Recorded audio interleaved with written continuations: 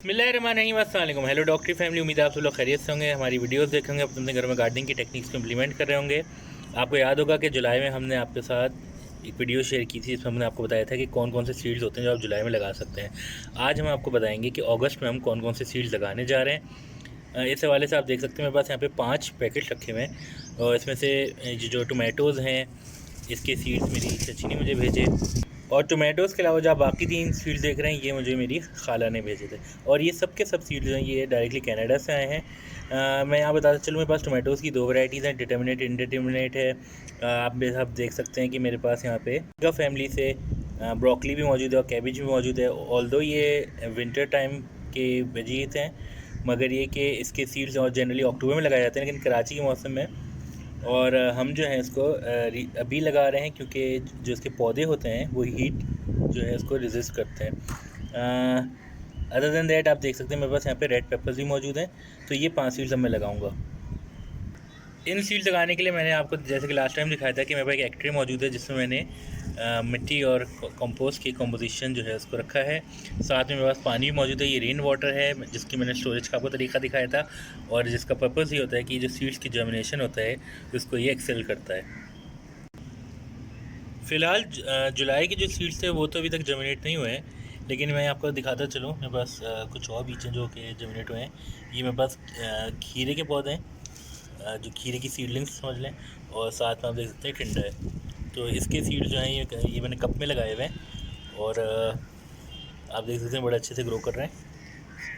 अच्छा जी, सबसे पहले मैं पेपर यानी कि मिर्च जो है इसके सीड शो करूँगा। यहाँ मैं आपको दिखा दूँ कि मैंने एक ट्रे में जो मिट्टी थी इसके अंदर डिप्रेशन क्रिएट कर दिए हैं, और 3-3 स्पॉट रखे हुए हैं। हमारे पास 5 सीड्स हैं, 5 पैकेट्स के लिए हमने 3-3 स्पॉट रखे हैं। तो ये आप देख रहे हैं, ये हमारे पास सीड्स। अब हम इनको सो करेंगे। मैंने 2-2 सीड्स लगा दिए हर स्पॉट में, और इसका फ़ायदा ये होगा कि जो इसमें से वीक सीडलिंग हो रहा होगा हम उसको थिन आउट कर देंगे। चलिए जी, हम ब्रासिका फैमिली की तरफ बढ़ते हैं।